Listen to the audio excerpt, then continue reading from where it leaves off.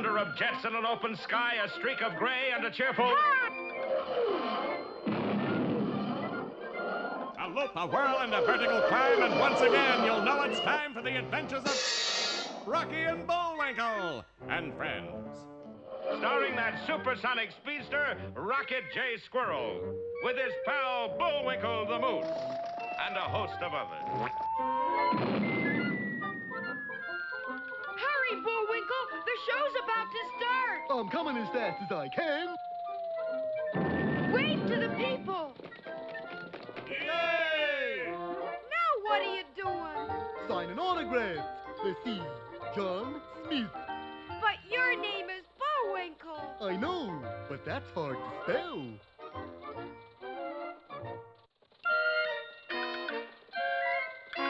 We're gonna have a lot of fun. Come on and join us.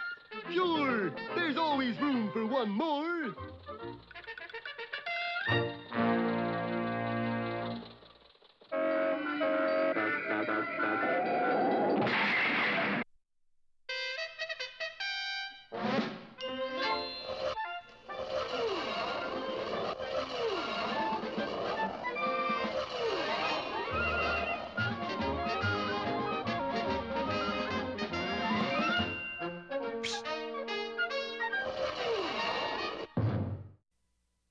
Well, Bullwinkle was really up in the air last time. For in an effort to reach Rocky in creepy old Bleakley House, he sat on their giant mousetrap and fired himself over the wall. Unfortunately, the window he was heading for proved too small for him, and he got stuck fast high above the ground. Meanwhile, inside the house, a dazed Rocky was peering about in the gloom. Suddenly, a huge form appeared in front of him. Is that you, Bullwinkle? Your teeth are chattering. You got a cold? But of course, when Rocky struck a match to find his way out, it wasn't Bullwinkle at all. Instead... Hokey smoke, it's a 6-foot mouse! And Rocky bravely eluded the clutches of the strange creature, which then began to chase him from room to room of the old mansion. Rocky made a game try, but soon found himself trapped. Uh-oh, there's no way out of this room. The window's blocked up. Looks like an old mattress. Little did Rocky know that the old mattress was in reality his pal Bullwinkle, still stuck in the tiny window. Closer and closer came the monstrous mouse, and then suddenly turned away. Gee, maybe he's leaving. No such luck. The weird creature was merely getting into position to use its sharp tail as a spear. Straight at Rocky came the sharp point, but at the last second he was able to leap aside. Unfortunately, Bullwinkle wasn't. No! Little did he know, but that sharp jab was a blessing in disguise. Don't worry, I got the point all right. Inside the mansion, the mouse monster made another backwards lunge at Rocky, and this time, as the agile squirrel slipped out of the way, the pointed tail crashed into the wall. Rocky, come on out of there! It's okay, Bullwinkle. I got him caught. Sure enough, with its tail driven deep into the wall, the enormous creature was stuck fast and couldn't get away. Then, as our boys watched in amazement, the monster's struggle slowed and stopped. What happened, Rock? I'm not sure, Bullwinkle, but I think he ran down. Swell, let's us run out. But as our heroes started to escape from the house, beady eyes were watching them closely. Then as they went down the hallway... Looky there, Rock. Those are paintings of the old Bleakley ancestors, Bullwinkle. Ancestors? They sure look alike, don't they? Yeah, all except that last one. Bullwinkle, that's a picture of the monster mouse. Yeah, not very good either. What do you mean? It don't look real. It ought to face more this way and... Uh-oh. Bullwinkle, it is real. And Bullwinkle snatched his hand away just in time. In another instant, the mouse had disappeared. Gee, how many of those things are there? Even one of them is quite a few. Bullwinkle, this is a secret passageway. Well, the secret's safe with me. Let's get out of here. And our boys scrambled through the opening in the wall, but no sooner were they inside than the opening closed behind them. That sounds awful final. Sure is dark in here. Yeah, I can't see my hand in front of my face. You don't have your hand in front of your face. Well, I said I couldn't see it. Look ahead there, Bullwinkle. Sure enough, at the end of the passage, light shone through a crack in the door. Sounds like voices in there, Bullwinkle. Yeah. Put your ear to the door and listen. Unfortunately, the only way Bullwinkle could put his ear to the door was to put his antlers through the door, which is just what he did. Run, Bullwinkle! I can't. My head bone is stuck. And in a moment, the door was flung wide, dragging Bullwinkle into the room. Hokey smoke, Bullwinkle, look! Well, what dreadful sight has driven the roses from Rocky's cheeks? We'll see next time in Doorway to Danger, or doom in the room.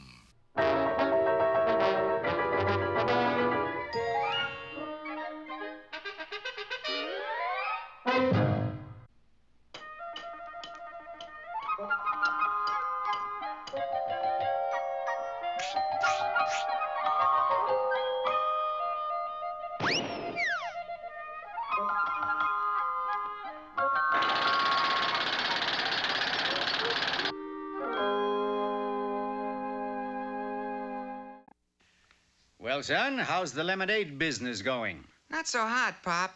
I only sold one glass to Butch Creases. Oh, did he like it? I won't know until after he gets out of the hospital. Yeah, out of the Jupiter suspenders? You don't mean... Let me taste that. Pretty good, huh? Well, it's good and strong, I'll have to say that. Who helped you concoct this? Well, it was Lefty, Spike, Romulus, and Remus. I thought so. How many times have I told you too many cooks spoil the broth? But, Pop, this isn't broth. It isn't lemonade either. Perhaps if I told you a fable, you'd see things clearer. Now, this is the story, son, of the goldfish and the bear. You see, animals are very much like people. They throw things away. And when enough things are thrown away, they form a pile. In time, the pile becomes a dump. In the city, it's a city dump. In the forest dump. It is here that the laziest citizens eke out their meager existence. Well, there's my contribution. I had a lettuce. And here's mine, a head of cabbage. Here's mine, a head of Julius Caesar. Hey, what's the idea of throwing a statue in there, Jack? Now, what are you trying to do, bust the stew? I'm sorry, fellas, but I couldn't find no food. Then you don't eat. This here is a community-type stew pot. Only if your contribution do you get to eat. The fox and the crow suggested the bear resume searching, and resume he did.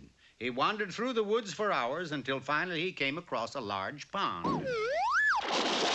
I wonder if there's any fish in this pond. There was a small but succulent goldfish. Hey, fellas, there's a small but succulent goldfish in the pond. That's swell. You fetch him, put him in a pot, we'll let you eat. What does succulent mean? Who knows? Wise to the ways of catching fish, the bear headed for the nearest phone booth. Hello, operator. Let me speak to the goldfish in the pond. Hello, goldfish in the pond? This is the bear. You do not know me, but I got two friends who've got a community stew pot. Now, I cannot eat what's in the pot unless I throw you into it. Now, what I want to know is this. If you let me catch you and throw you in a pot, I will do you a favor someday. Well, what do you say? Will you go for it? Smart alecky goldfish. Undaunted, the bear took on the services of a friendly pelican. Right.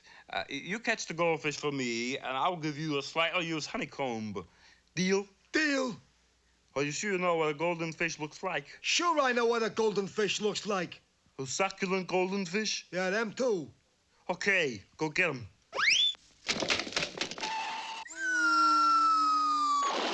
Now, where'd that bear go to? Hey, bear, I got him. I got the goldfish. Where? Where? This time I was gonna get him for sure. I will flesh wound him. That's what I'll do.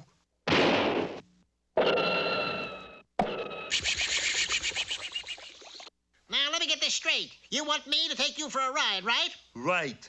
Right over the pond. What are you gonna do with that boulder? I'll go drop it from the plane. Why? Well, ain't gonna do no good up there, is it? Yeah, okay. All right, let her go. Now, you satisfied? Yep. By the way, where did you aim that boulder? For the pond. I hit a golden fish with it. Mm-hmm. Did you allow for air pockets, cross currents, and like that? What are they? Well, you see, when you drop something out of an airplane, it don't necessarily mean it's gonna fall straight down. Cause a fallen object runs into air pockets and air currents and things like that. Oh, that's the story, fellas. I just cannot catch that golden fish. Well, you better or you don't eat. Have you tried a fishing rod yet? Say, that's an idea. Boy, is he stupid. Succulent, too. You said it. So, once again, the hungry bear returned to the scene of his failures, this time with a fishing rod. And strangely enough, he came close to a bite. But that goldfish was resourceful. He remembered an old mine that had been left floating in the pond during the war. And after coating it with gold paint... That's a goldfish? Don't look like no goldfish to me. Well, you wouldn't look like no crow if you live underwater. The fact that the mine was painted gold did the trick. But 2 seconds later... Hey, so you see, my boy, too many cooks spoiled the broth. But it wasn't broth, Pop. It was stew. Well, what difference does it make as long as the moral applies? I got a better moral. All that glitters is not goldfish. How about that?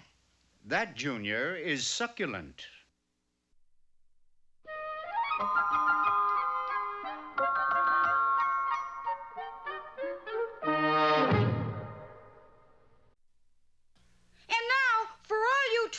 Of the open road, here's Mr. Know-It-All. Hello, carefree adventure lovers.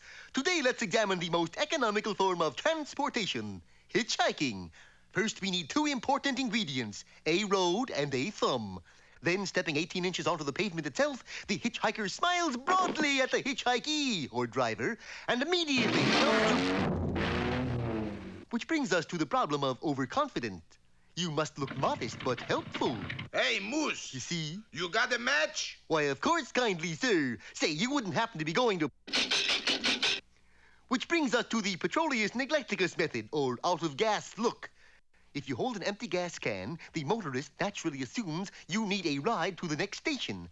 Of course, you must exert extreme care with the gas can, because you could... Hey, Moose, thanks for match.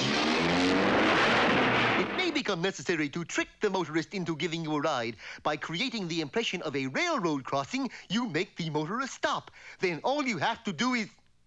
Oh, no. I'll stand over here where it's safe until he comes to a complete stop. Gee, Mr. Know-It-All, you didn't do so well. Think you'll ever get a ride? Of course. There's one important little element I left out that makes it absolutely certain I'll get a ride. You're right, Bullwinkle. One little element. Yep. It's illegal. And now... Hey, Rocky, watch me pull a rabbit out of my hat. Again? Nothing up my sleeve. Presto! Wrong hat. I take a 7.5. Now here's something we hope you'll really like.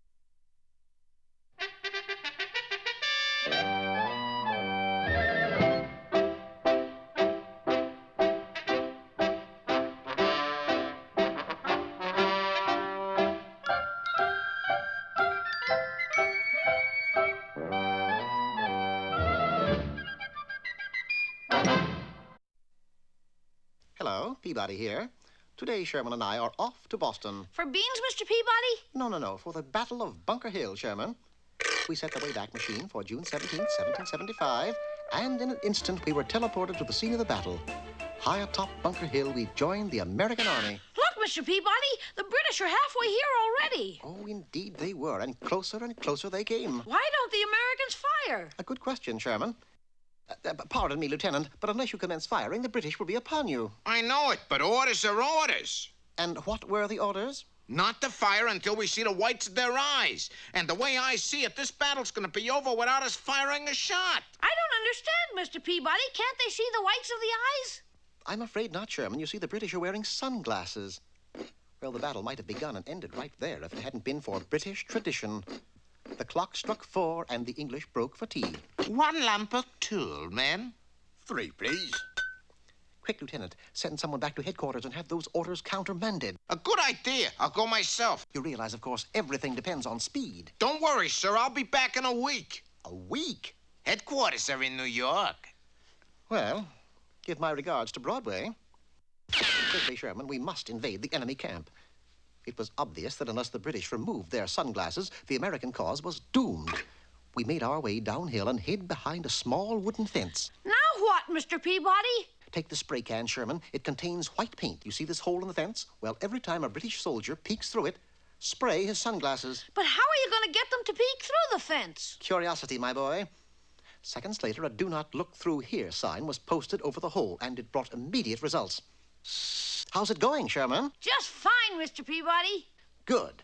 Continue spraying until you've run out of soldiers. Then meet me at the tent of General Burgoyne. By Jove, Major, that sunglasses idea of yours was positively a stroke of genius. Where on earth did you ever pick it up? In one of the far-off colonies called Long Beach, California. All the natives wear them out there. Begging the General's pardon, sir, but we just caught 2 blinking spies. You didn't catch us, and we are not spies. General Burgoyne, I am Dr. Peabody, and this is my assistant, Dr. Sherman. Doctors? What sort of doctors? Eye specialists. There's an outbreak of spot-sitis in the colonies, and...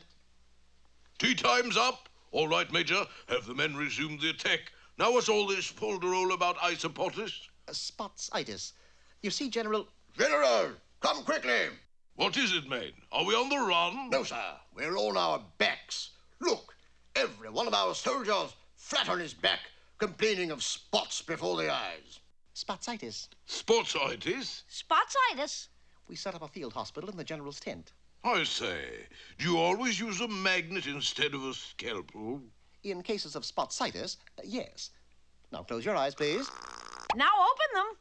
I can see! Oh, I can see! Gets you right here, doesn't it? Why, yes, I suppose so. By the time we were through, every soldier in the British Army had been shorn of sunglasses. We presented our bill to Burgoyne and then crept back to the American lines.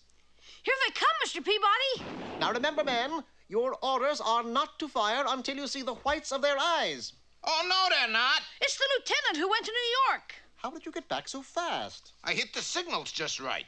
Here are the new orders.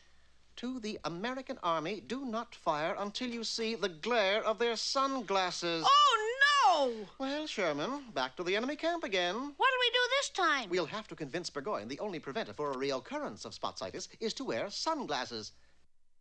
That's correct, General. According to my colleague, Dr. Sherman here, your army must wear sunglasses. By the way, old man, isn't Dr. Sherman a trifle young to be a doctor? Well, he skipped his internship. Your sunglasses, General? Thank you, Doctor. And so the British finally assaulted Bunker Hill. We not only saved the American army, but we coined a new phrase. New phrase? Yes. I think what we did with those sunglasses was definitely a frame-up. Don't you?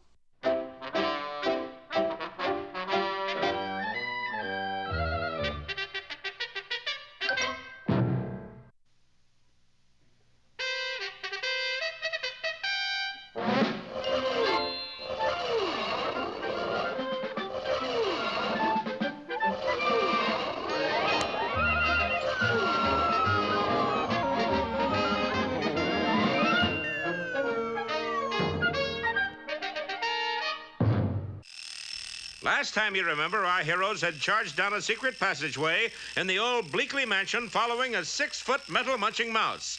Then, coming upon a closed door, Bullwinkle had tried to put his ear to it to hear what was going on. And promptly got his head stuck. Suddenly, the door was thrown open and Bullwinkle was pulled into the room.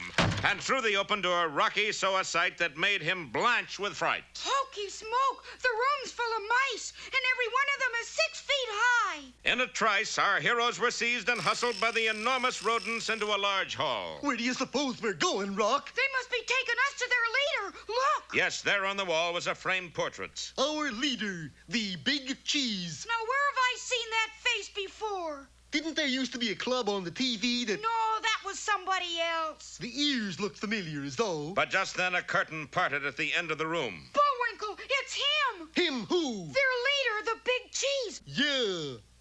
He sure is a little rat, isn't he? So, you have fallen into our mousetrap, eh? That voice. Haven't you heard it somewhere, Bullwinkle? Well, I haven't been hanging around many rat holes lately. What are you going to do with us, Mr. Big Cheese? What do you do with all us mice? You mean? Of course. We call exterminator. Oh, Herman! And the biggest mouse of all lumbered forward, his stainless steel teeth glittering wickedly. You got it straight, Herman? You saw it. Gentlemen, meet Herman the Vermin Exterminator. But why exterminate us? Because you might interfere with our big plan. What big plan is that? Plan to take over whole U.S. of A. What? And as our boys listened horrified, the Big Cheese outlined the fiendish plan for conquering the entire nation. The key step was the destruction of all television antennas in the country, to be gobbled up by a horde of metal-munching mice. But why for all that? Don't you see beauty of plan? Everybody goes to some other country where they got television. Country is left deserted, then we move in. But that's dirty pool. There's another kind pool. Don't worry, Bullwinkle. People aren't going to leave the country just because the TV breaks down. Silly kid. And the Big Cheese showed our heroes actual photographs of people standing in long lines at railroad terminals, airports, bus depots. I just can't believe it, Bullwinkle. Yeah, they're gone without us. No, I mean they're deserting their country. Well, even us rats leave sinking ships, you know. Gee, you can't believe in anything anymore. Yeah, anything. Okay, let's go, Herman. And our heroes trudged out disconsolately, followed by the huge exterminator. But they would have been even more shocked had they been able to remain behind with the Big Cheese, for when they had left the room, he reached up, grabbed hold of his ears, and lifted his head off to reveal... But no. But yes, Boris Badenov, world's champion of Goodnik, at your service. Well, are these two really planning to do away with all TV? What's the matter? Weren't you listening a minute ago? Including this program? This program is #1 on Kaput Parade. Oh, well, be with us next time, if we're still on the air, to see Boris Makes His Move or The Mice Man Cometh.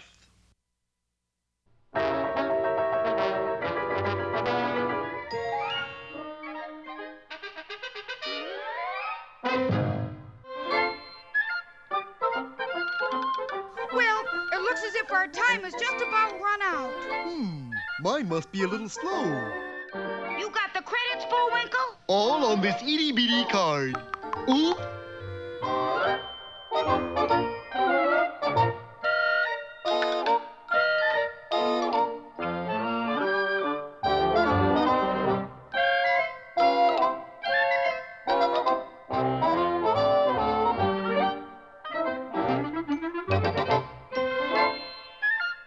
We're late again, Bullwinkle. Right! Bye now. See you next time.